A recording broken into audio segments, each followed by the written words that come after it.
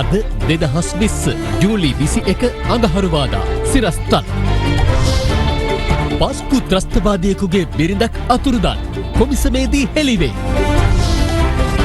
Police විශේෂ කාර්ය බලකායේ නිලධාරීන් මද්‍රව්‍ය ජාවාරම්කරුවන්ට ආරක්ෂාව දීලා නීතිපති දෙපාර්තමේන්තුව අධිකරණයට කියයි.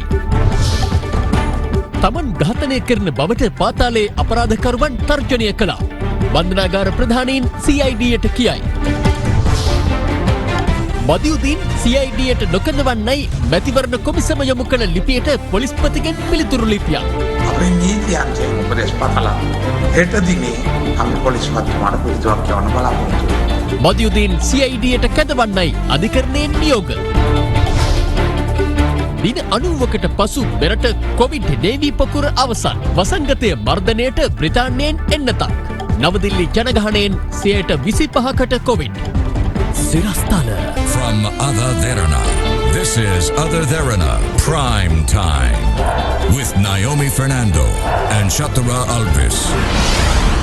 Live from Studio 24 in Colombo.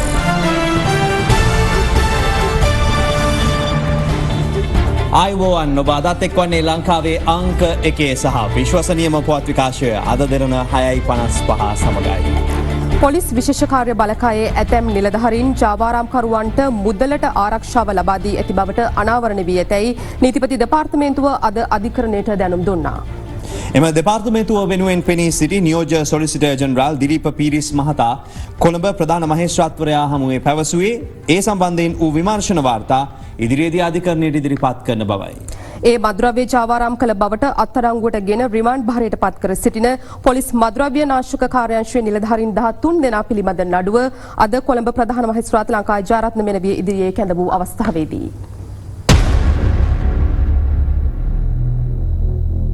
Police මද්‍රව්‍ය නාශක කාර්යාංශයේ සැකකාර නිලධාරීන් අද අධිකරණයට ඉදිරිපත් කෙරුණේ නැහැ. අධිකරණයේ හමුවේ කරුණු දක්වූ රාජ්‍ය නියෝජ්‍ය සොලිසිටර් ජෙනරාල් දිලීප පීරිස් මහතා පැවසුවේ පොලිස් මද්‍රව්‍ය නාශක කාර්යාංශයේ නිලධාරීන් භාවිත කර ඇති සැටලයිට් දුරකථන 3ක් සඳහා ඩුබායි සහ සිංගප්පූරුවෙන් බිල්පත් ගෙවා ඇති බවයි. එම දුරකථන සඳහා බිල් ගෙවීම් මද්‍රව්‍ය ජාවාරම්කරුවන් විසින් සිදු කර ඇති අතර ආසන්න වශයෙන් විනාඩියකට රුපියල් 600ක මුදලක් දුරකථන ඇමතුම් සඳහා වැය වෙනවා.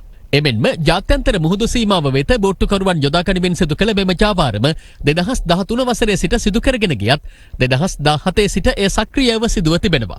නියෝජ්‍ය සොලිසිටර් ජෙනරාල් දිලීප පීරිස් මහතා අධිකරණයට පැවසුවේ නාවික හමුදාව විසින් කිලෝග්‍රෑම් 279ක් සමග ඉරාන ජාතිකයන් පිරිසක් සමග ජාත්‍යන්තර මුහුදේදී අත්අඩංගුවටගත් මද්‍රව්‍ය තොග සහ පොලිස් මද්‍රව්‍ය නාශක කාර්යාංශය විසින් අත්අඩංගුවටගත් මද්‍රව්‍ය වෙනත් ද්‍රව්‍ය සමග පොලිස් නාශක කාර්යාංශයේදී මිශ්‍ර කර ඇති බවයි. එහිදී ඇතැම් මද්‍රව්‍ය පොලිස් නාශක කාර්යාංශය තුලදී පැකට් කර නැවත ජාවාරම්කරුවන්ට අලෙවි කර මුදල් උපයා ඇති බව සඳහන් කළා. ජාවාරමේ මුල්‍ය කටයුතු සිදු කළ පොලිස් මද්‍රව්‍ය නාශක කාර්යාංශයේ කොස්තාපල්වරයා සතුව තිබී ලක්ෂ 320කට ආසන්න මුදලක් සොයාගෙන ඇති බවද දිලීප පීරිස් මහතා අධිකරණයට ප්‍රකාශ කළා. ඔහු පැවසුවේ මෙම නඩුවට මාධ්‍ය සක්‍රීය දායකත්වය ලබා නොදුන්නේ නම් මේ වන විටත් විමර්ශන ඇල්මරුණු ස්වභාවයකින් පවතින බවයි. අදාළ සැකකාර නිලධාරීන්ට බරණ දඬුවම ලබා දිය යුතු බවට පොලිස් දෙපාර්තමේන්තුව ප්‍රකාශ කළත් පොලිස්පතිවරයා ඇතුළු උසස් නිලධාරීන්ගේ සක්‍රීය දායකත්වය පරීක්ෂණ සඳහා අනිවාර්යයෙන්ම අවශ්‍ය වෙනවා. නියෝජ්‍ය සොලිසිටර් ජෙනරාල්වරයා අධිකරණයේ හමුවේ පැවසුවේ දැනට සිදු කර ඇති පරීක්ෂණවලදී එම නිලධාරීන් සතුව තිබී රුපියල් මිලියන 105ක් වාහන 14ක් සහ රන් කිලෝග්‍රෑම් 20ක් සොයාගත් බවයි. මෙම සිද්ධියට සම්බන්ධ සැකකරුවන් 13 දෙනා තවදුරටත් අගෝස්තු මාස 4 වෙනිදා දක්වා රිමාන්ඩ් භාරයේ තැබීමට කොළඹ ප්‍රධාන මහේස්ත්‍රාත්වරිය නියම කළා. මේ අතර බූස බන්ධනාගාරී රඳවා සිටින කොස්ගොඩ තාරක පොඩිලැසි හා පිටිගල කැවුමා යන අපරාධකරුවන් බන්ධනාගාර නිලධාරීන්ට බරණ තර්ජන එල්ල කිරීම සම්බන්ධයෙන් අපරාධ පරීක්ෂණ දෙපාර්තමේන්තුව විමර්ශනයක් ආරම්භ කර තිබෙනවා. අදාළ කරුණු අනාවරණ වන්නේ සහකාර පොලිස් අධිකාරී මෙරිල් රංජන් ළමා හේවා ඇතුළු අපරාධ පරීක්ෂණ දෙපාර්තමේන්තුවේ කණ්ඩායමක් ඊයේ බන්ධනාගාර මූලස්ථානයට පැමිණ බන්ධනාගාර නිලධාරීන්ගෙන් පැය 4ක කාලයක් ප්‍රකාශ ලබාගත් අවස්ථාවේදී තමන්ට පාතාලයෙන් එල්ලවන තර්ජන සම්බන්ධයෙන් මෙහිදී ප්‍රකාශ ලබා දී තිබුණේ බන්ධනාගාර පාලන සහ පුනරුත්ථාපන කොමසාරිස් චන්දන ඒකනායක, බුද්ධ්‍යංශ කොමසාරිස් තුසිත උඩුවර හා බුද්ධ්‍යංශ සහකාර කොමසාරිස් ප්‍රසාද් ප්‍රේමතිලක යන මහත්වරුන්. අදාළ නිලධාරීන්ට තර්ජන එල්ල වී තිබුණේ බූස්ස බන්ධනාගාරයේදී. බූස්ස බන්ධනාගාරයට මාරු කර යැවීම සම්බන්ධයෙන් කොස්ගොඩ තාරක හික්කඩුවේ පොඩි ලැසි පිටිගල කැවුමා ඇතුළු පාතාල නායකයින් පිරිසක් පසුගිය ජූනි 26 වනදා ආහාර වර්ජනයක් ආරම්භ කළ අතර ගැටලුව විසඳීම සඳහා මේ පුද්ගලයන් සමග බන්ධනාගාර ඉහළ නිලධාරීන් සාකච්ඡාවක් කර තිබුණා. බූස්ස බන්ධනාගාරයේ අපරාධකරුවන් 14 දෙනෙකුගේ සිරකුටි අසලට ගොස් මෙම නිලධාරීන් සාකච්ඡා කර ඇති අතර ඉන් එක් සිරකුටියක සිටි පොඩි ලැසි පවසා ඇත්තේ තම ජාලය ඕනෑම තැනක ක්‍රියාත්මක අතර ඕනෑම දෙයකට තමන් සූදානම් බවයි. අනතුරුව කොස්ගොඩ තාරක නැමැති අපරාධකරු මෙහිදී පවසා ඇත්තේ තමන් සතුව ඕනෑතරම් ආයුධ ඇති බවත් තම සමාජිකයින් රැසක් පිටත සිටින බවයි. ඔවුන් ලබා බන්ධනාගාර කොමසාරිස් ජෙනරාල්වරයාගේ සිට මෙහි සිටින අධිකාරීවරයා දක්වා සියලු දෙනා මරා දමන බවට කොස්ගොඩ තාරක මෙහිදී තර්ජනය කර තිබෙනවා. එමෙන්ම කොස්ගොඩ තාරක මෙහිදී පවසා ඇත්තේ මිනිස් ඝාතන රැසක් තමන් සිදු කර ඇති බවත් එක් ගමක ළමයි සහ කාන්තාවන් පමණක් ඉතිරිව පිරිමි සියලු දෙනා මරා දැමූ බවයි. ආරක්ෂක ලේකම්ට එන්න කියන්න. එයාට කියන්න තියෙන්නේ මේක තමයි. ජනාධිපතිතුමාට තියෙන්නේ අවුරුදු 5යි. එයා ලොකු නෑ. මම ඉන්නේ පොලිසියට උඩින්. වැඩිය හිර කළොත් තාප්පේ උඩින් වහලට නැගලා වහලේ ගලවගෙන එළියට පනිනවා. යනුවෙන්ද කොස්ගොඩ තාරක බන්ධනාගාර නිලධාරීන්ට පවසා තිබෙනවා. බන්ධනාගාර නිලධාරියෙකු පැවසුවේ පාතාලයෙන් එල්ල වී ඇති තර්ජන සම්බන්ධයෙන් බන්ධනාගාර කොමසාරිස් ජෙනරාල්වරයා අපරාධ පරීක්ෂණ දෙපාර්තමේන්තුවට හා රාජ්‍ය බුද්ධි සේවයට දැනුම් දී ඇති බවයි. මේ අතර පොලිස් විශේෂකාර්ය බලකාය ඊයේ රාත්‍රී වලස්මුල්ල ප්‍රදේශයේදී අපරාධකාරී සමාජිකයෙකු අත්අඩංගුවට ගනු ලැබුවා. ඔහු රොටුඹ ආරච්චිගේ උදේන නොහොත් කිරියායි. ඔහුගේ නිවස පරීක්ෂා කිරීමේදී අල්මාරියක් යට සකසා තිබූ රහසිගත බංකරයක්ද සොයාගෙන තිබෙනවා.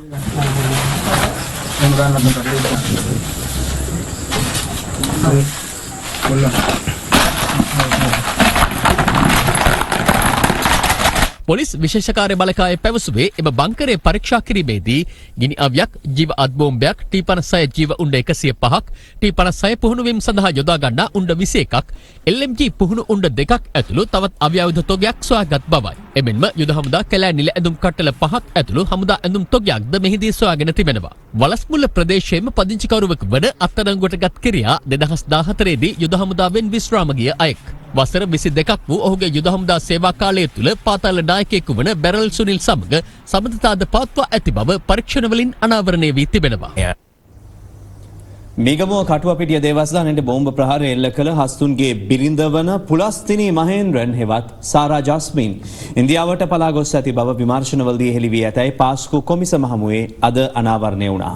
පාස්කු ප්‍රහාරයෙන් පසු සයින්ද මරුදුහි බෝම්බ පුපුරවාගත් නිවසේ අවසන් මොහොත දක්වා සාරා සිටි බවද විමර්ශනවලින් හෙළි වී තිබෙනවා.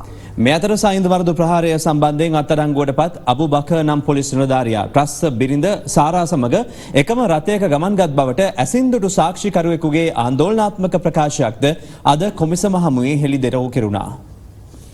පාස්කු ප්‍රහාරය පිළිබඳ විමර්ශනය කරන ජනාධිපති කොමිසම ඉකුත් වසරේ අප්‍රේල් 26 වනදා සයින්ද මරුදුහි නිවසක් තුළ සිදු වූ පිපිරීම සම්බන්ධයෙන් සාක්ෂි විමසීම ඊයේ ආරම්භ කළා. එහි පළමුව සාක්ෂි දුන්නේ පිපිරීම සිදුවන අවස්ථාවේ අපාර පොලිස් කොට්ටාසේ භාරව ක්‍රියා කළ ජ්‍යෙෂ්ඨ පොලිස් අධිකාරී සාමන්ත විජේසේකර මහතායි. ඔහු පැවසුවේ නින්දෝරුහි බෝම්බකරුවන්ගේ භාණ්ඩ සගවා තිබුණු නිවස එදින පරීක්ෂා කරමින් සිටියදී සයින්ද මරුදු පොලිසියේ රථවාහන අංශයේ නිලධාරියෙකුට නිවසක් තුළින් වෙඩි ප්‍රහාරයක් එල්ල වී ඇතැයි තොරතුරක් ලද බවයි. මෙහිදී කොමිසම ප්‍රශ්න කළේ එම නිවසේ සැකකටයුතු පිරිසක් රැඳී සිටින බව පළමුව හඳුනාගත්තේ කෙසේද යන්නයි. ඊට සාක්ෂිකරු කියා සිටියේ සයින්ද මරුදුහි වොලිවේරියන් ග්‍රාමයට නාඳුනන පිරිසක් පැමිණ ඇතැයි සැකපිට ප්‍රදේශයේ කාන්තාවන් දෙදෙනෙක් එම ග්‍රාමයේ මුස්ලිම් පල්ලියේ නියෝජිතයෙකු සමග ගොස් එම නිවස පරීක්ෂා කර ඇති බවයි. එහිදී තුවක්කුවක් අතදරා පිටතට පැමිණි පුද්ගලයෙකු අපි උඹලා වෙනුවෙන් තමයි මේ දිවි පුදන්න යන්නේ ලෙස ඔවුන් හමුවේ පවසා තිබෙනවා. පසුව එම කාන්තාවන් මෙම සිද්ධිය රථවාහන රාජකාරියේ නිරත වී සිටි නිලධාරියාට පවසා ඇති බවයි සාක්ෂිකරු පැවසුවේ. පසුව පොලිස් නිලධාරියාට වෙඩි තබා ඇතැයි ලද තොරතුරකට අනුව තමන් සහ යුද හමුදාව ඇතුළු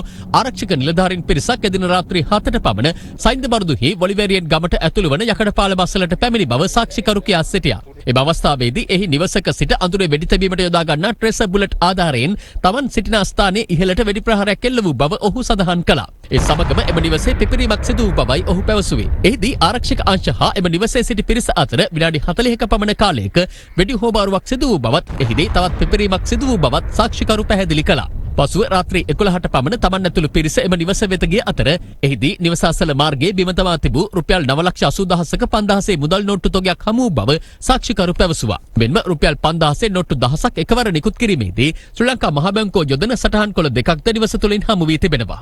මරාගෙන මැරෙන පිපිරීම් සහ ආරක්ෂක අංශ එල්ල කළ වෙඩි ප්‍රහාර වලින් ත්‍රස්තවාදීන් සහ පවුල්වල 16 දෙනෙකුගේ පමණ මලසිරුරු සහ කොටස් හමු වූ බව විජේසේකර මහතා එහිදී පැවසුවා. මෙහිදී කොමිසම අනන්‍යතාව තහවුරු කර ගැනීමට හැකි වූ සිරුරු පිළිබඳ ඡායාරූප මගින් සාක්ෂි විමසුවා. ඒ අනුව සාක්ෂිකරු පළමුව හඳුනාගත්තේ බෝම්බ පිපිරී ගිය නිවසට ඇතුළු වන දොරටුව අසල T56 ගිනියවියක් අතදරා මිය ගොස් සිටි පුද්ගලයායි. ඔහු මොහමඩ් නියාස් බවත් සහරාන් ඇතුළු පිරිසට නින්දවුරු සහ සෙන්දල්ගම් නිවාසවල බඩු බාහිර ආදී සැඟවීමට උපකාර කළ තැනැත්තාම බවත් සාක්ෂිකරු පැවසුවා. පිපිරීම සිදුවීමට පෙර එම නිවසේ සිට ත්‍රස්තවාදීන් අන්තර්ජාලයට එක් කළ වීඩියෝවක් කොමිසම සාක්ෂිකරුට පෙන්වා විමසුවේ ඔවුන්ගේ සිරුරුද හඳුනාගත්තේද යන්නයි. එම නිවසින් සාරාන්ගේ පියායයි සැක කළ හැකි සිරුරක් හමු වූ බව සාක්ෂිකරු එහිදී පැවසුවා. එමෙන්ම වීඩියෝ පටයේ කුඩා දරුවෙකු සමග සිටින සහරාන්ගේ එක් සොහොයුරෙකු වන ශයිනිගේ සිරුර නිවසට ඇතුළු වන තැන වැටී තිබුණු බවත් වීඩියෝ පටයේ ඔහු හැඳ සිටින දම් සහ සුදු සරම තුළින් එම සිරුර හඳුනාගත් බවයි සාක්ෂිකරු කියා සිටියේ. සහරාන්ගේ අනෙක් සොහොයුරු වන මොහමඩ් රිල්වාන්ගේ සිරුර නිවසේ වහලේ උඩ තිබී හඳුනා ගැනුණු බවත් කොමිසමට හෙළි කෙරුණා. නිවසේ මැදසාලයේ තිබූ සිරුර සහරාන්ගේ වැඩිමහල් පුත් මොහමඩ් සහරාන් වාසිම්ගේද සහරාන්ගේ නැගණියක් වූ මොහමඩ් කාසිම් හිදියා නම් ගැබිනියගේද සහරාන්ගේ මව වූ අබ්දුල් සකාර් සිත්ති උම්මාගේද සිරුරු නිවසින් හමු වී තිබෙනවා. සාක්ෂිකරු පැවසුවේ නිවසේ පිටුපස කාමරයකින් දරුවෙකු හඬන ශබ්දයක් ඇසී ඒ අනුව තුවාල ලබා සිටි දරුවෙකු සහ වැඩිහිටි කාන්තාවක් එහිදී සොයාගත් බවයි. එම දරුවා සහරාන්ගේ දියණිය මොහමඩ් සහරාන් රුදයිනා බවත් වැඩිහිටි කාන්තාව සහරාන්ගේ බිරිඳ අබ්දුල් කාදර් ෆාතිමා හාදියා ලෙසත් හඳුනාගෙන ඔවුන් රෝහල්ගත කළ බව සාක්ෂිකරු පැවසුවා. විජේසේකර මහතා වැඩිදුරටත් පැවසුවේ එම නිවසේ කාමරයක තිබියදී මුදල් පසුම්බියක් හමු වූ අතර එය පුලස්තිනි මහෙන්ද්‍ර නොහොත් සාරා ජස්මින්ට අයත් වූවක් බවයි. එහිදී කොමිසම විමසුවේ පුලස්තිනි නම් කාන්තාව මෙම ප්‍රහාරයෙන් මියගිය බව තහවුරු වුණේද යන්නයි.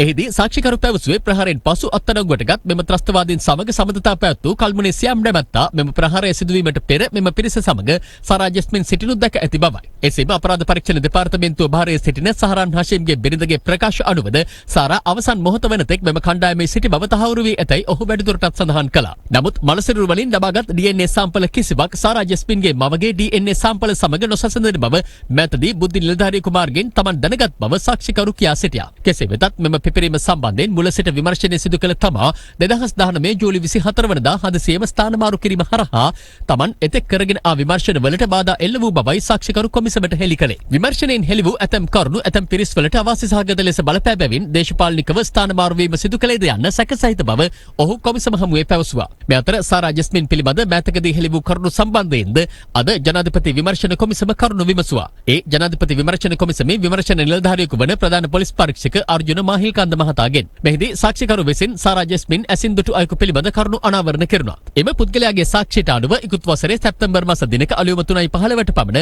මඩකලපුව කල්බුරේ ප්‍රධාන මාර්ගයේ තේතාතිව් ප්‍රදේශයේදී ප්‍රධාන මාර්ගයට පිවිසිය හැකි අතුරු පාරක් වන බීච් රෝඩ්හි සිට සාරා ජස්මින් තවත් දෙදෙනෙකු සමග ප්‍රධාන මාර්ගයට පිවිසෙනු ඔහු දැක තිබෙනවා. ඇය එම මාර්ගයේ පසෙක නවතා තිබූ බටර් පැහැති පිකප් රථයක පිටුපස ආසනයකට ගොඩවන අයුරුද දුටු බවයි සාක්ෂිකරු පවසා ඇත්තේ. ඔහු තවදුරටත් සෝදිසි කිරීමේදී දැක ඇත්තේ එම රථයේ රියදුරු අසුනට යාබදව ඔහු දන්නා හඳුනන තවත් අයෙකු අසුන්ගෙන සිටි බවයි. එලෙස අසුන්ගෙන සිටියේ පාස්කු ප්‍රහාරය සිදුවන අවස්ථාවේ කලවංචිකුඩු පොලිස් ස්ථානයේ රථවාහන අංශයේ ස්ථානාධිපතිව සිටි මෑතකදී කොළඹ අපරාධ කොට්ටාසේ අත්අඩංගුවටපත් අබුබකර් නම් නිලධාරියා ලෙස හඳුනාගත් බවයි ඇසින් දුටු සාක්ෂිකරු පවසා ඇත්තේ. ඇති වූ සැකය මත සිද්ධිය ඇසින් දුටු පුද්ගලයා පොලිස් නිලධාරියා සමග කතා කිරීමට තම වාහනයෙන් බසින විටම පිකප් රථය මඩකලපුව දෙසට වේගයෙන් ඇදී ගොස් තිබෙනවා. විමර්ශන නිලධාරියා වැඩිදුරටත් පැවසුවේ සාරා ජස්මින් නැමැත්තියට ඉන්දියාවට බෝට්ටුවකින් පලා යාමට ආධාර උපකාර කළ දෙදෙනෙකු සම්බන්ධයෙන්ද තමන්ට තොරතුරු ලැබුණු බවයි. සාරා ජස්මින්ට ඉන්දියාවට පලා යාමට උපකාර කර ඇත්තේ ඇයගේ මවගේ නැගණියගේ ස්වාමියා සහ ඔහුගේ සහෝදරයා බවද විමර්ශන නිලධාරියා හෙළිදරව් කරගෙන තිබෙනවා. පාස්කු ප්‍රහාරය සම්බන්ධයෙන් සිදු කරන පරීක්ෂණවලට අදාළව අපරාධ පරීක්ෂණ දෙපාර්තමේන්තුව හමුවේ පෙනී සිටින ලෙස දන්වා කොටුව මහේස්ත්‍රාත් අධිකරණය අද හිටපු අමාත්‍ය රිෂාඩ් බදුදීන් මහතාට නොතිස්සිය නිකුත් කළා. මහේස්ත්‍රාත් අධිකරණය අද මෙම නියෝගය නිකුත් කළේ හිටපු අමාත්‍ය රිෂාඩ් බදුදීන් මහතාට මීට පෙර අවස්ථා දෙකකදී ප්‍රකාශ සටහන් කර ගැනීම සඳහා අපරාධ පරීක්ෂණ දෙපාර්තමේන්තුවට පැමිණෙන ලෙස දැනුවත් කර තිබියදී එහි නොපැමිණීම සම්බන්ධයෙන් සිදු කළ කරුණු වාර්තා කිරීමක් සලකා බැලීමෙන් අනතුරුවයි. කෙසේ වෙතත් මැතිවරණ කොමිසම අගෝස්තු 10 වනදා තෙක් රිෂාඩ් බදුදීන් මහතාගෙන් ප්‍රකාශ සටහන් කර නොගන්නා ලෙස ඊයේ වැඩ බලන පොලිස්පතිවරයාට දැනුම් දී තිබුණා. මැතිවරණ කොමිසමේ සභාපති ඇතුළු සමාජිකයින් විසින් ඉකුත් 15 වනදා වැඩබලන පොලිස්පති සී.ඩී. වික්‍රමරත්න මහතාට මෙම ලිපිය යොමු කර තිබෙනවා. ඒ හිටපු අමාත්‍ය රිෂාඩ් බදුදීන් මහතා විසින් මැතිවරණ කොමිසමට යොමු කරන ලද පැමිණිල්ලක් සලකා බැලීමෙන් අනතුරුවයි. මැතිවරණ කොමිසම වැඩබලන පොලිස්පතිවරයාට යොමු කළ ලිපියේ සඳහන් වන්නේ පාස්කු ප්‍රහාරය සම්බන්ධයෙන් බදුදීන් මහතා පාර්ලිමේන්තු තේරීම් කාරක සභාව හමුවේ සාක්ෂි ලබා දී ඇති බවත් එමගින් ඔහු පාස්කු ප්‍රහාරයට සම්බන්ධ බවට කිසිදු කරුණක් අනාවරණ වී නොමැති බවයි.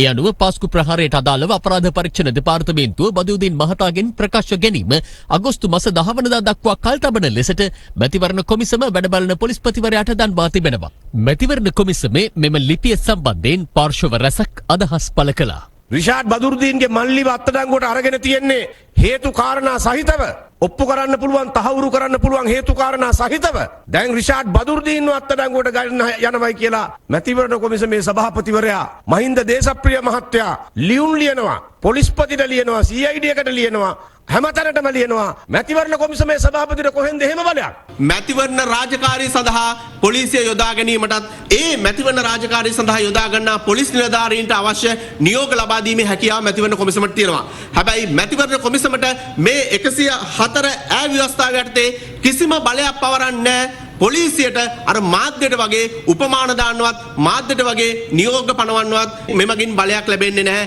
මම හිතන්නේ මැතිවරණ කොමිසම ඒගොල්ලන්ට තියෙන බලය අනුවනේ ඒක කටයුතු කරනවාද? එහෙම නැත්නම් කාට හරි ගිහිල්ලා උසාවියට ගිහින් අභියෝග කරන්න පුළුවන් මේක වැරදි කියලා. ඒකෙන් ඊටාම නරක පණිවිඩ කීපයක් දෙනවා.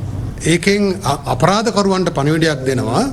මැතිවරණයක් ලං වුණාම ස්වාධීන කණ්ඩායමක් මගින් හරි තමන්ගේ නම ලයිස්තුවකට දාගත්තම ඒ මැතිවරණයේ පවත්වන මාස දෙකමාර හරි කාලය තුල තමන්ට මුක්තියක් ලැබෙනවා. ඒ කියන්නේ පොලිසියේ ප්‍රශ්න කිරීම වලින් නිදහස් වෙලා තමන්ගේ අපරාධ කටයුතු කරගෙන යන්න පුළුවන් වෙනවා කියලා මෙතන ආදර්ශයක් සැපයනවා. කතෝලික ජනතාවට වෙච්ච ප්‍රහාරය පිළිබඳව කතෝලික ජනතාව සහ මුළු ලංකාවේම ශ්‍රී ලංකා වාසීන් බලාපොරොත්තු වෙනා යුක්තිය ඊටුයි කියලා. යුක්තිය දවසක් හෝ කල් දාන්න කියලා කියනවා නම් ස්වාධීන මැතිවරණ කොමිසම් සභාව ඒක මේ රටේ සමස්ත ජනතාවට කරන අසාධාරණ අයුක්ති සාගත ක්‍රියාවක්. තේරීම් කාරක සභාවේ වාර්තාව පිළිගන්නේ නැහැ කියන එක අපේ අගරදුගුරු කාඩිනල් ලිම්පානෝ සහ අපේ රදුගුරු මණ්ඩලයම පැහැදිලිවම ලිඛිතව දීලා තියෙනවා. ඒ තේරීම් කාරක සභාවේ වාර්තාව ඔරාගේ අම්මගේ බේනාපු වාර්තාවක්. අපි පැහැදිලිව රජයට කියනවා මේ පාස්කු ප්‍රහාරය පිළිබඳව අපක්ෂපාතී පරීක්ෂණයක් කරන්න. පක්ෂපාත දේශපාලනයක් බලන්න එපා. ඒ කාලය ගත කරන්න නැතුව වැරදි කරලා තියෙන අයට දඬුවම් දෙන්න කියන ඉල්ලීම පමණයි අපි කරන්නේ. අද පසුරුවේ පැවති මාධ්‍ය හමුවකදී මැතිවරණ කොමිසමේ සභාපති මහින්ද දේශප්‍රිය මහතා මේ සම්බන්ධයෙන් කරුණු පැහැදිලි කළා. අද පොලිස්පතිවරයා අපට ලිපියක් එවලා දුන්නා මේ ගැන කරුණු දක්වලා. අපි අද රැස්වීමේදී පොලිස්පතිවරයාගේ ලිපිය ගැන සාකච්ඡා කරා. අපි ඒ සම්බන්ධයෙන් ගත යුතු ක්‍රියාමාර්ගය පිළිබඳව අපේ නීති අංශයෙන් උපදෙස් පතලා අපි ඒ කරුණු සාකච්ඡා කළා. හෙට දිනේ අපි පොලිස්පතිතුමාට පිළිතුරක් යවන්න බලාපොරොත්තු වෙනවා. තව ඡන්ද විමසීමට තියෙන්නේ දවස් 14කට අඩු කලක්. ඒ 14 ඇතුළත අපි කොහොමදත් ඉල්ලීමක් කරනවා කවුරු හරි අත්අඩංගුවට ගත්තා පූර්ණ කාලීන දේශපාලන ව්‍යාපාරයේ නිරත වෙන්න ඉඩ දෙන්න කියලා. කොට අපදීමක් එහෙම දෙයක්. කුරුණෑගල නගර මැදේ පිහිටි ඓතිහාසික බුවනකබාහු රාජ මණ්ඩපයේ ලෙස සැලකෙන ගොඩනැගිල්ලක කොටසක් කඩා බිඳ දමා ඇත්තේ පුරාවිද්‍යා දෙපාර්තමේන්තුවේ කිසිදු අවසරයකින් තොරව රාත්‍රී කාලයේදී බව පුරාවිද්‍යා අධ්‍යක්ෂ ජෙනරාල් ආචාර්ය සෙන්රත් දිසානායක මහතා පවසනවා. මේ අතර බුවනකබාහු ගොඩනැගිල්ලෙහි කොටසක් කඩා දැමීමට මුල් වූ කුරුණෑගල නගරාධිපතිවරයාට කිසිදු හානියක් කිරීමට තමන් ඉඩ නොතබන බව ශ්‍රී ලංකා පොදු ජන පෙරමුණේ කුරුණෑගල දිස්ත්‍රික් කණ්ඩායම් නායක අමාත්‍ය ජොන්සන් ප්‍රනාන්දු මහතා පවසනවා. තුන්වන සියවසේදී කුරුණෑගල රාජධානිය කරගත් දෙවැනි බුවනකබාහු රජුගේ රාජසභා මණ්ඩපය හෙවත් මගුල් මඩුව ලෙස සැලකෙන ඓතිහාසික බුවනකබා රාජසභා මණ්ඩප ගොඩනැගිල්ලේ කොටසක් පසුගිය ජූලි 14 වනදා රාත්‍රියේ කුරුණෑගල මහනගර සභාව විසින් මෙලෙස ඩෝසර් කර කඩා ඉවත් කර තිබුණා. මෙම ගොඩනැගිල්ලේ කොටසක් කඩා ඉවත් කිරීමට මැදිහත් වූ කුරුණෑගල නගරාධිපති තුෂාර සංජීව විතාරණ මහතා ඊයේ එම ප්‍රදේශයේ ස්වාමින් වහන්සේ දෙනමක් සමග ගොඩනැගිල්ලේ සුන්බුන් ඇති ස්ථානයට පැමිණියා. පාර්ලිමේන්තුවෙන් ඉදරක් තියෙන මේ කානුව. මේක මේ ගුණකබාහු රජතුමා හදපු මේ අවුරුදු 50කට ඉස්සෙල්ලා හදපුවා. මේ නොගයාන ජනතාව යුද්ධ කපිසිංහරෝනේ අශෝකට හදන්න බැරිච්ච පාර ජොන්සන් හදන හින්දා මේවා හරි දාලා පාර හදන එක නවත්තන්න. මේ තියෙන දෙවෙනි ගුණකබාහු රජතුමා හදපු දංකොටේ හුළු. 1293 හදලා තියෙන මේවා.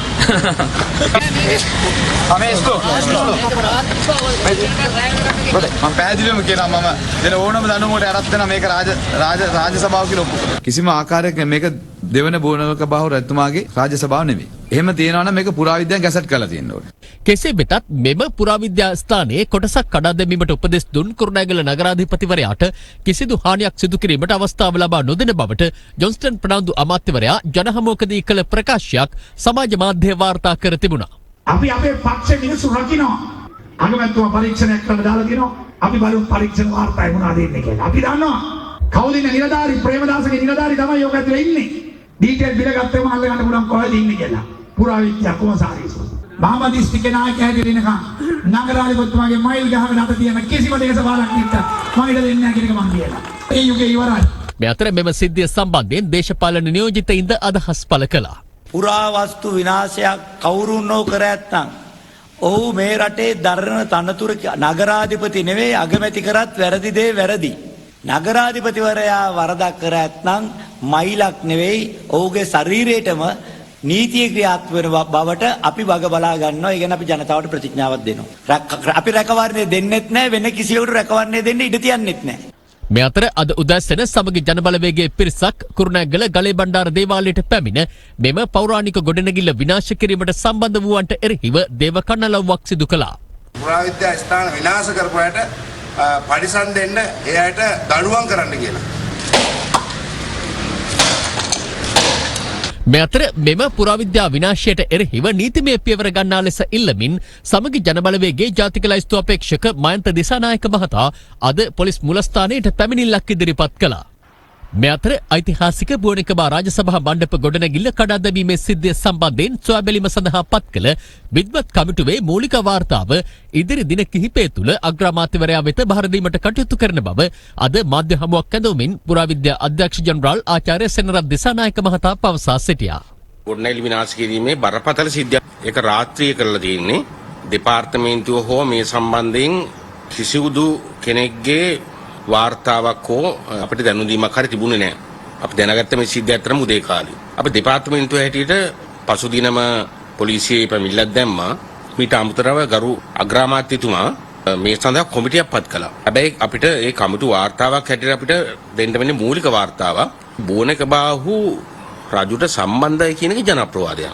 කොහෙවත් මහාවංශයවත් වෙනත් කිසිම ලිඛිත සාධකයක් නැහැ මේක බෝනකබාහුට සම්බන්ධයි කියලා. ඒත් එක්කම ටීගිරි කුරුටු ගේ වලට කරපු විනාශෙමදී සිංහපාදේ විනාශයේදී ඒ අවස්ථාව අපේ රැකවල්කාරයන් සහ පොලිසිය ඔවුන් අත්අඩංගුවට ගත්තා. නමුත් දැන් මේක පේන හැටියට ඊට වඩා සංකීර්ණ සිද්ධිදාමයක් තියෙනවා. අපි හිතුවා එක්කෙනෙක් දෙන්නෙක් මේකට සම්බන්ධ කියලා. හැබැයි ඊට වැඩිය මේකේ වෙනත් යටි අරමුණු සැඟවුණු අරමුණු තියෙනවා කියන කාරණය මට වාර්තා වුණා. මට ඊට හැතරම කතා කරන්න බෑ. අපි දැක්කයි ප්‍රදේශයේ නගරාධිපතිතුමා කියනවා මේක ගැසට් කරලා නැහැ. හින්දා ප්‍රශ්නයක් වෙන්නේ නැහැ කියලා. ඔය කල්පනා කරමු ගැසට් කරලා නැහැ කියලා. 15 ඈවගන්තියට පුරාවස්තු වඩානි කරන්න පුළුවන්. මෙරට විශාලතම කොවිඩ් පොකුර ලෙස දින 90ක් පුරා ව්‍යාප්තව තිබූ වැලිසර නාවික හමුදා කොවිඩ් නියැදියේ සියලු ආසාදිතයින් සුවය ලබා ඇතැයි වසංගත රෝග විද්‍යාංශය තහවුරු කරනවා. නාවික හමුදාව සඳහන් කළේ කොවිඩ් ආසාදිතව ඉරණවිල රෝහලේ සිටි අවසන් නාවික හමුදා සමාජිකයින් තිදෙනාත් ඊයේ සුවය ලබා පිටත් වගේ අතර ඔවුන් දින 14ක ස්වයං නිරෝධායනයකටද යොමු කළ බවයි.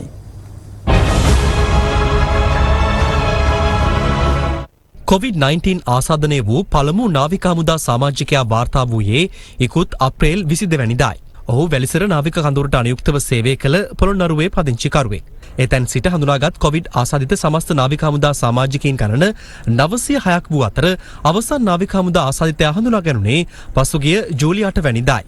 එමෙන්ම නාවික ආසාදිතයින්ගේ ආශ්‍රිතයින් 44 දෙනෙකුද එම පොකුරට ඇතුළත් වීමත් සමග සමස්ත ආසාදිතයින් ගණන 950ක් දක්වා වර්ධනය වූයේ එය මෙරටින් වාර්තා වූ විශාලතම කොවිඩ් පොකුර බවට පත් වෙමින් 906ක් වූ නාවික හමුදා ආසාදිතයන් අතරින් අවසන් ආසාදිතයන් තිදෙනාද ඊයේ සුවය ලබා රෝහලින් පිට යාමත් සමග එම කොවිඩ් පොකුර මුළුමනින්ම අවසන් වුණා. එම කොවිඩ් පොකුර දින 90ක කාලයක් පුරා පැවතීම විශේෂත්වයක්. මේ තත්ත්වය යටතේ වැලිසර නාවික හමුදා කඳවුර ආශ්‍රිතව පොකුර මේ අවස්ථාව වෙනුවට සම්පූර්ණයෙන්ම පාලනය කරලා තියෙන බව අපිට විශ්වාසයෙන් යුතුව කියන්න පුළුවන්. මේ අතර කන්දකාඩුහි සේවය කළ කහතුඩුව පොලිස් වසමේ තුඩුවවත්තේ පදිංචි උපදේශකවරයෙකුට සහ ඔහුගේ බිරිඳට සහ දරුවන් දෙදෙනාට කොවිඩ් ආසාදනය වී ඇතැයි පසුගියදා තහවුරු වුණා. ඒ සමග එම දරුවන් දෙදෙනා සහභාගී වූ උපකාරක පන්තියකට පැමිණි දරුවන් සහ ඔවුන්ගේ මව්පියන් ඇතුළු 65 දෙනෙකුගේ PCR පරීක්ෂණ අද සිදු කෙරුණා. කහතුඩුව තුඩුවත්ත ප්‍රදේශයෙන් රෝගියෙකු වාර්තා වුණා. එනෝ අපි ඔහුගේ ආශ්‍රිතයින් PCR පරීක්ෂාවට ලක් කරා. ඒ අවස්ථාවේ අපි අඳුන ගන්නවා තරා විද්‍යාලයක කනිෂ්ඨාංශයේ දරුවෝ දෙදෙනෙක් එම රෝගය සඳහා ගොදුරු ඇති බවට. මේ දරුවෝ අමතර පන්තියකට සහභාගී වෙනවා. ගෙදරක පවත්වන අමතර පන්තියට. අපිට සිද්ධ වෙනවා මේ අමතර පන්තියට පැමිණි දරුවෝ සියලු දෙනාම සොයාගෙන ගිහලා හඹාගෙන ගිහලා පරීක්ෂාවට ලක් කරා. එමෙන්ම කන්දකාඩුහි රියදුරුක ලෙස සේවය කළ ගම්පහ බණ්ඩාරවත්තේ පදිංචි පුද්ගලයෙකු පසුගියදා ආසාදිතයෙකු ලෙස හඳුනා ගැනීමෙන් පසු ඔහුගේ මස්සිනා වූ ගුරුවරයෙකුටද වෛරසය ආසාදනය වී ඇතැයි තහවුරු වුණා. ඒ අනුව එම ගුරුවරයා සේවය කරන ගම්පහ ප්‍රදේශයේ පාසලක වෙනත් ගුරුවරුන් සිසුන් හා අනධ්‍යන කාර්ය මණ්ඩල සමාජිකයින් 50 දෙනෙකුගේ සහ ගුරුවරයා පැවැත් වූ උපකාරක පන්තිවල සිසුන් 100 දෙනෙකුගේ PCR ප්‍රතිඵල මේ වන විට ලැබී තිබෙනවා. ඒ අනුව වුන් 150 දෙනාටම වෛරසය ආසාදනය වී නැතැයි තහවුරු වූ බවයි ගම්පහ සෞඛ්‍ය වෛද්‍ය නිලධාරී වෛද්‍ය සුභාෂ් සුබසිංහ මහතා පැවසුවේ.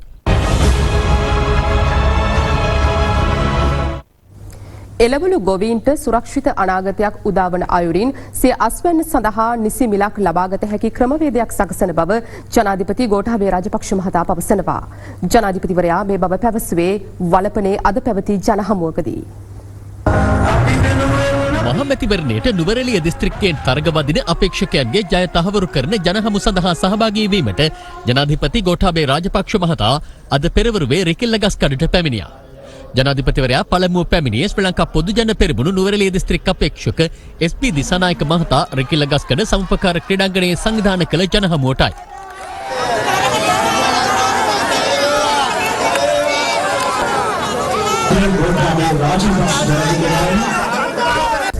ඉන් අනතුරුව ජනාධිපතිවරයා පොරමඩුල්ල මධ්‍ය මහාවිද්‍යාලීය ක්‍රීඩාංගණයට පැමිණි අතර ක්‍රීඩාංගණය සංවර්ධනය කර දෙන ලෙසට සිසුන් කළ ඉල්ලීම යුද හමුදාපතිවරයාට දුරකථනයෙන් මෙලෙස දැනුම් දුන්නා. ශමින්ද්‍ර වදන්නේ අර පොරමඩුල්ල සෙන්ට්‍රල් කොලෙජ් එක ෆේමස්. ඒකම අපි එකපාරක් හැදුවා ස්විමින් pool එක. ඒකේ half done තියනවා මේ ground එක.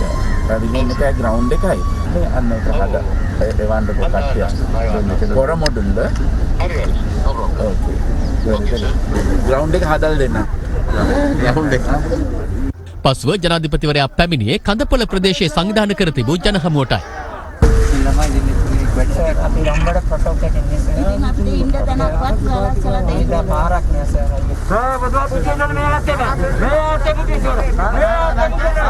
ශ්‍රී ලංකා පොදු ජන පෙරමුණු නුවරඑළිය දිස්ත්‍රික් අපේක්ෂක සීබී රත්නායක හා නිමල් පියතිස්ස යන මහත්වරුන් වලපනේ සතිපල භූමිය සංවිධානය කර තිබූ ජනහමුවකටත් ජනාධිපතිවරයා සහභාගී වුණා.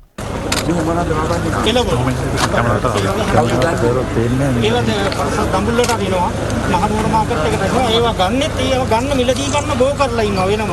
යාලත් ලාභයක් යන්නේ එහෙම ගන්න. ගොවියට අඩුම මිල තමයි ජනාධිපතිතුමා. ගොවියන්ට ගැටලුවක් තියෙනවා දැන් මේ බැංකුවේදී ණයනිකුත් කිරීමේ ගොවියන්ට කිසිම සැලකිල්ලක් දක්වන්නේ නැහැ. බැංකු ශාඛා තියෙනවද මේ? මෙහි තියෙනවා ජනාධිපතිතුමා. සමස්තයකදී ගොවිය වැඩි හරිය ණය තියෙනවා ජනාධිපතිතුමා. සමහර ගොවියෝ ඉල්ලීම් කරනවා ණය තිබුණාට ඒ ණය මුදල කපා හැරලා ගන්න ණය මුදලෙන් කපා හැරලා ඉතුරු එක නිදහස් කරන්න ගොවිතැන කරගන්න කියලා. බැංකුවේ එහෙම ක්‍රමවේදයක් නැහැ. එහෙම බෑ කියලා ඉතින් ගොවියෝ ගොඩක් අමාරු වෙట్లా ඉන්නවා. මේ අතර නුවරඑළිය දිස්ත්‍රික් අපේක්ෂක මුත්තයියා ප්‍රභාකරන් නුවරඑළිය ග්‍රෙගරි වැව අසල පැවැත්වූ ජනහමුවකට ජනාධිපතිවරයා පැමිණියේ අද පස්වරුවේදී. මේ අවස්ථාවට මුත්තයියා ප්‍රභාකරන්ගේ සහෝදරයා වන ප්‍රවීණ ක්‍රිකට් ක්‍රීඩක මුත්තයියා මුරලිදරන් මහතාද එක් වුණා. එක්සත් ජාතික පක්ෂය කඩාදමු සජිත් ප්‍රේමදාස මහතාට රට බෙදා වෙන් කිරීම අරුමයක් නොවන බව අග්‍රාමාත්‍ය මහින්ද රාජපක්ෂ මහතා පවසනවා. අග්‍රාමාත්‍යවරයා මේ බව ප්‍රකාශ කළේ මහනුවර තෙල්දෙණියේ අද පැවති ජනහමුවකට සහභාගී වෙමින්. මහමැතිවරණයට තරගවදින ශ්‍රී ලංකා පොදු ජන පෙරමුණේ අපේක්ෂකයින්ගේ ජය තහවුරු කිරීම වෙනුවෙන් සංවිධානය කළ ජනහමුවක් අග්‍රාමාත්‍ය මහින්ද රාජපක්ෂ මහතාගේ ප්‍රධානත්වයෙන් මහනුවර තෙල්දෙණියේදී අද පැවැත්වුණා. අපි හොයලා බැලුවා තැපැල් ඡන්දේ ප්‍රකාශ වෙච්ච ආකාරය පිළිබඳව අපි වාර්තා ලබා ගත්තා.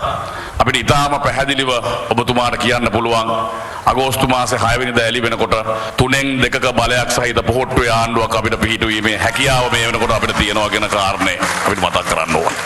ප්‍රේමදාස යුගය මොකද ප්‍රේමදාස මහත්තයාගේ පුතා දැන් කතා කරනවා රහත් වෙලා වගේ 60000කට අධික තරුණ තරුණියන් පිරිසක් එදා ඝාතනය කළා.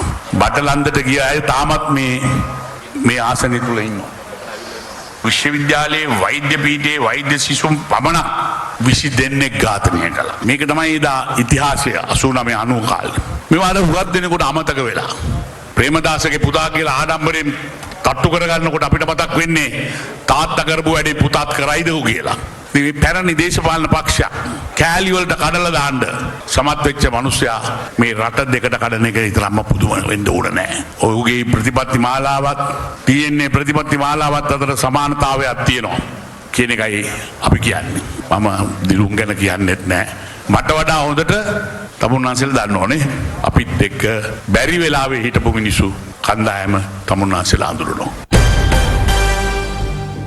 තම ආණ්ඩුව පැවති සමයේදී සංස්කෘතික අරමුදලෙහි මුදල් යොදවනු ලැබුවේ ආගමික හා සංස්කෘතික කටයුතු වෙනුවෙන් පමණක්ම බව සමගි ජනබලවේගයේ නායක සජිත් ප්‍රේමදාස මහතා පවසනවා.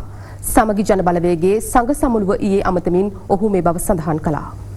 සමගී ජනබලවේගයේ සංඝ සමුළුව කෝට්ටේදී ඊයේ පැවැත්වුණා. එහි නායක සජිත් ප්‍රේමදාස මහතාගේ ප්‍රධානත්වයෙන් අපිට අහන්නට ලැබෙන අපේ ප්‍රතිවාදීන් සංස්කෘතික අරමුදලේ අරමුදල් ගැන ලොකුවට කතා කරනවා. මම වගකීමෙන් කියන්නට කැමතියි සංස්කෘතික අරමුදලේ අරමුදල් සියල්ලක්ම අප යොමු කර තිබෙන්නේ ආගමික සිද්ධාස්ථාන සංවර්ධනය කිරීමටත් රාජ්‍ය ආයතන හරහා එම වැඩ කටයුතු කිරීම. ආගමික නොවන වැඩ කටයුතු වලට සංස්කෘතික නොවන වැඩ කටයුතු වලට එක රුපියලක්වත් වැය කරලා නැහැ. මේ අතර තමා ඇතුළු පිරිසකගේ පක්ෂ සමාජිකත්වයේ අත්හිටුවීමට එක්සත් ජාතික පක්ෂයේ කෘත්‍යාධිකාරී මණ්ඩලයේ නැති තීරණය සම්බන්ධයෙන් සමගී ජනබලවේගයේ මහලේකම් රංජිත් මද්දුම් බණ්ඩාර මහතා ගොනු කළ අභියාචනය විභාගයට නොගෙන ප්‍රතික්ෂේප කිරීමට බස්නාහිර පළාත් සිවිල් අභියාචනා මහාධිකරණය අද නියම කළා. එක්සත් ජාතික පක්ෂයේ සමාජිකත්වයේ අත්හිටුවීමේ තීරණය ක්‍රියාත්මක වීම වැළැක්වීමේ වාරණ නියෝගයක් නිකුත් කිරීම ප්‍රතික්ෂේප කරමින් පසුගියදා කොළඹ දිසා අධිකරණය ලබා දුන් තීන්දුව අවලංගු කරන ලෙස ඉල්ලමනුයි සමගී ජනබලවේගය මෙම අභියාචනය ගොනු කර තිබුණේ. මේ අතර නඩු ගාස්තු වශයෙන් රුපියල් 25000ක මුදලක් ගෙවන ලෙසද අධිකරණය විසින් පෙත්සම්කාර සමගී ජනබලවේගයේ මහලේකම් රංජිත් මද්දුම් බණ්ඩාර මහතාට නියෝග කෙරුණා. එක්සත් ජාතික පක්ෂය අද වන විටත් කටයුතු කරන්නේ දිවංගත ජනාධිපති ආර් ප්‍රේමදාස මහතාගේ අවවාද අනුශාසනානුව බව පක්ෂ නායක රනිල් වික්‍රමසිංහ මහතා පවසනවා. කොම්පඤ්ඤ වීදියේ පැවති ජන හමුවකට එක්වමින් ඔහු මෙම අදහස් පළ කළා. එක්සත් ජාතික පක්ෂයේ ජය තහවුරු කිරීමට පැවති ජනහමු මාලාවේ තවත් පියවරක් කොම්පඤ්ඤ වීදියේදී ඊයේ පැවැත්වුණා. ඒ පක්ෂ නායක රනිල් වික්‍රමසිංහ මහතාගේ ප්‍රධානත්වයෙන් ප්‍රේමදාස ජනාධිපතිතුමා එක්ක තමයි මම එකට හිටියේ මේ පක්ෂය ආරක්ෂා කරන. මට පුරුද්ද තියෙනවා. රවී කරුණානායක මන්ත්‍රීතුමත් වෙනවා මුදල් දුන්නා කියලා හොරෙන් මං අහන්න යන්නෙත් නෑ. රැකියක් දුන්නා. වැඩේ කරන්නේ. දැන් වැඩේ වුණාන් පස්සේ වැඩ කරන්න ඕනේ. ඒක කරන්න බැරි වුණා නම් අන්තිමට ගම්පෙරළියක් ගෙනාවා. අපි ඉන්නේ එක්සත් ජාතික පක්ෂයේ ඉඳගෙන. ඒ පක්ෂය අපි හැදුනේ වැඩුනේ. අපි මේ පක්ෂයෙන් පිට ගියේ නෑ. කිසි දවසක Tamanට උදව් කරපුවාට බනින්න එපා කියලා ප්‍රේමදාස ජනද මට කිව්වා. ඒ කෘතඥ ගුණය ඇත්ත වශයෙන්ම තියෙනවා අපේ පක්ෂේ. පිටින් ආයෙත් ඒක තියනවාද නැද්ද කියලා මන් දන්නේ නැහැ. කොහොමත් මම ඒව ගැන කතා කරන්නේ නැහැ. මේක අපේ පක්ෂේ. ඒක අපි ආරක්ෂා කරන්න ඕනේ. විනාශ කරනවා නෙමෙයි. අපි රට ආරක්ෂා කරන්න ඕනේ. රටේ ආර්ථිකය හදන්න ඕනේ. ඒ ශක්තිය තියෙන්නේ අපිට විතරයි. ඒ නිසා එක්සත් ජාතික පක්ෂයට ඡන්ද දෙන්න. දැන් දේශපාලන වේදිකාවේ පළමු අදහස් කිහිපයක්. එක්සත් ජාතික පක්ෂයට විරුද්ධව හතු පෙපෙනවා වගේ පක්ෂ හැදෙන්න පුළුවන් නමුත් දීර්ඝකාලීන පැවැත්මක් නැහැ. අපේ පක්ෂය එහෙම නෙවෙයි. අපි හැම වෙලේම දෙවෙනි පෙළක් හදනවා. මේක පක්ෂේ වෙනස්කමක් තියෙන්න ඕන. අලුත් මුහුණු තියෙන්න ඕන. අලුත් නායකත්වයක් තියෙන්න ඕන. අපි ඒක බලාපොරොත්තු වෙනවා. ලබන 5 වෙනිදාෙන් පස්සේ රනිල් වික්‍රමසිංහ මහත්මයා එක්සත් ජාතික පක්ෂයේ නායකත්වයේ දාන යනකොට ඒ නායකත්වයට සටන් කරනවාද නවීන් විසානායක මහත්තයා පැත්තකින් රවී කරුණානායක මහත්මයා දයාගමගේ මහත්මයා ඇතුළු පිරිසක්. ඉතින් ලොකුම තරතුරක් කවදා හරි ගේන්න කියන එක වැරද්දක් නැහැ නේ. ඒක තරද්දක් නැහැ නේ. කවදේ ඉන්න නායකයාට සහයෝගය දක්වන්න යන්න. අවුරුදු 26ක් රනිල් වික්‍රමසිංහ මැතිතුමා පක්ෂ නායකත්වයේ හිටියා. දැන් ඇති මගේ වැඩිමහල් සහෝදර නවීන් විසානායක මැතිතුමාත් මේ මතය දරනවා. පක්ෂයෙන් රනිල් වික්‍රමසිංහ මැතිතුමාගෙන් බේර ගන්න. සාමාන්‍ය අපේ ගම්වල හරක බඳිනවන කණුවේ ඒ හරකාට ඇවිදින්න උන ප්‍රමාණයට තමයි ලණුවේ දිග තියන්නේ. ඊට වඩා යන්න බෑ. ඒකට කියන මොකද්ද අපි? දිගේලි කරනවා. සජිත් ප්‍රේමදාසගේ රනිල් වික්‍රමසිංහගේ විපක්ෂය කියලා කියන්නේ දිගේලි කරලද විපක්ෂය. සජිත් ප්‍රේමදාසගේ අතපය ගැට ගහලා තියෙනවා. සංස්කෘතික අරමුදලේ මුදල් අවභාවිතාව කියන කඹේ රනිල් වික්‍රමසිංහත් අතපය ගැට ගහලා තියෙන මොකෙන්ද? බැඳුම් කරේ කියන කඹයි.